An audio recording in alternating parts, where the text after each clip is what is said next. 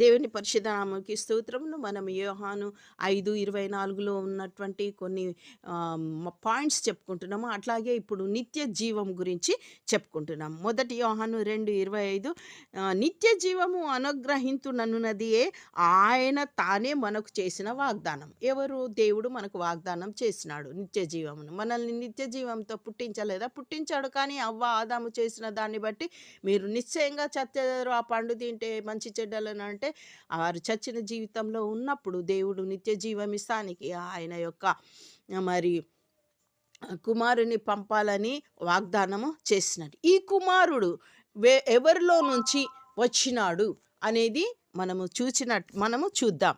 అయితే లోకమంతా పాడైపోయింది. ఆదాము అవ్వ మరి ఆ పండు తిని వారిలో ఉన్నటువంటి జీవాన్ని పోగొట్టుకొని వారు సృష్టికర్తను విడిచి ఏదేదో విగ్రహాలు చేసుకొని ఆ విధంగా ఉన్న టైంలో దేవుడు ఒక వ్యక్తిని ఎన్నుకున్నాడు. ఈ వ్యక్తి ద్వారా ఈ వ్యక్తిని దేవునిగా నేను పరిచయం అయితా లోకానికి అనుకొని అబ్రాహాముని ఆయన ఎన్నుకున్నాడు. చూడండి, గలతీ 3:29లో మీరు క్రీస్తు సంబంధులైతే ఆ పక్షమందు అబ్రాహాము యొక్క సంతానమయ్యుండి వాగ్దాన ప్రకారము వారసులై ఉన్నారు. చూడండి, అబ్రాహాముని ఎన్నుకున్నాడు. ఎందుకనంటే ఆయన చాలా దేవుణ్ణి విశ్వసించినాడు. చూద్దాం, గలతీ 3:8లో దేవుడు విశ్వాసం మూలంగా అన్యజనులను నీతిమంతులుగా తీర్చునని లేఖనము ముందుగా చూచి నీ అందు అన్యజనులందరూ ఆశీర్వదింపబడుదురు అని అబ్రాహామునకు సువార్తను ముందుగానే ప్రకటించినాడు. అబ్రాహాము దేవుని యందు బహుగాఢమైనటువంటి విశ్వాసముతో ఆయన సమర్థుడని దేవుడు ఆయనను ఎన్నుకొని ఆయన దేవునిగా మరలా పరిచయము అయినాడు లోకానికి.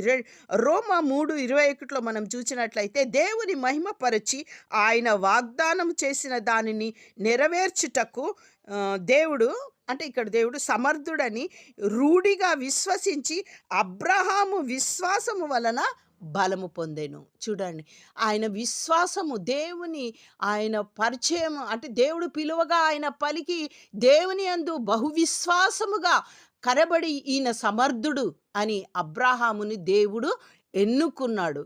మరి రోమా 3:22లో అందుచేత అది అతనికి నీతిగా ఎంచబడిన గాఢమైన విశ్వాసముతో ఉన్నాడు కాబట్టి అది ఆయనకి నీతిగా ఎంచబడింది. రోమా 3:23లో అది అతనికి ఎంచబడినని అతని నిమిత్తము మాత్రమే కాదు గాని మన ప్రభువైన యేసును మృతులలో నుండి లేపిన వాని యందు